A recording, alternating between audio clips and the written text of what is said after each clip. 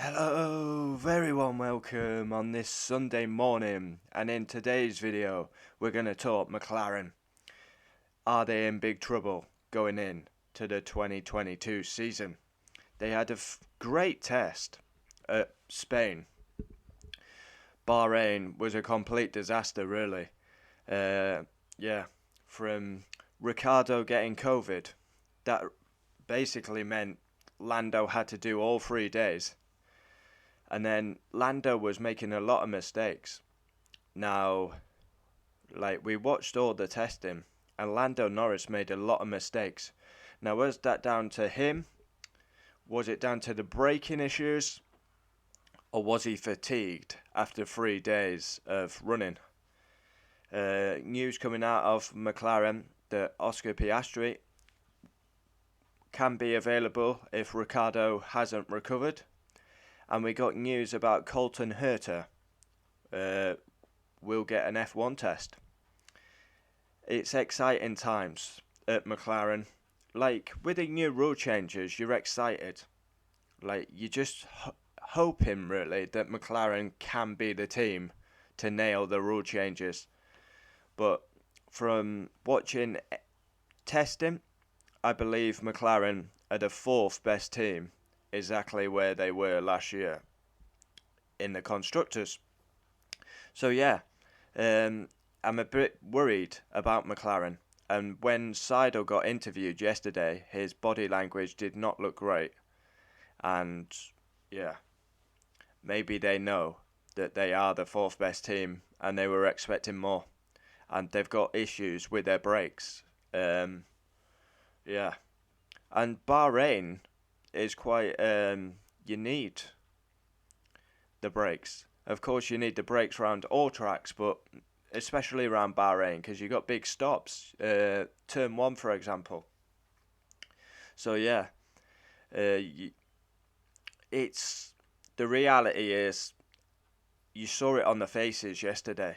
Seidel doing the interview, his body language was not good, and I think McLaren know that Ferrari, Mercedes, and Red Bull are ahead. Every team is going into these rule changes thinking we can be the team to get these right. And I just saw not good energy from McLaren yesterday. Yeah, I think they're a bit worried.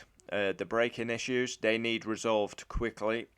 Daniel Ricciardo out, that's not good. And if McLaren have brake issues, one of Ricciardo's strengths is on the brake pedal. And he's missed the whole of testing. So coming into the first race, if they've still got brake issues, Ricciardo is really going to struggle because he missed all the testing. Yep. So I'm excited. But yeah, I think the reality is McLaren showed yesterday that they know. Let's hope. I'd love McLaren to win again, honestly. On a regular basis, though, not just a one-off race, a regular basis. This is a team I grew up with, supporting since I was a kid. And I want McLaren to win again. But yesterday, the body language did not look good. And, yeah, got a pop-up here on my laptop. The body language didn't look good. They've got issues with the brakes. Ricardo should be at the first race, and Norris. McLaren need to keep pushing and get through these problems. And if Ricardo is still out, I mean, he should be back. I mean, he'll have gone through the isolation period. But Alpine said yesterday that Oscar would be available, and they'd let him go to McLaren to fill in for Daniel. And then we've got Colton Herta getting a test. He could end up in Formula 1. You've also got Pato O'Ward. Comment down below your thoughts on McLaren. The body language did not look good yesterday. They had issues. Lando was making a lot of mistakes. And yeah, we've gone from positive to a bit back to reality. And the car does not look... The livery is... It's so bad for a McLaren car. Like, I'm a McLaren fan, but the livery is awful. But who cares about the livery if it's a winning car? But if I think McLaren is the fourth best team.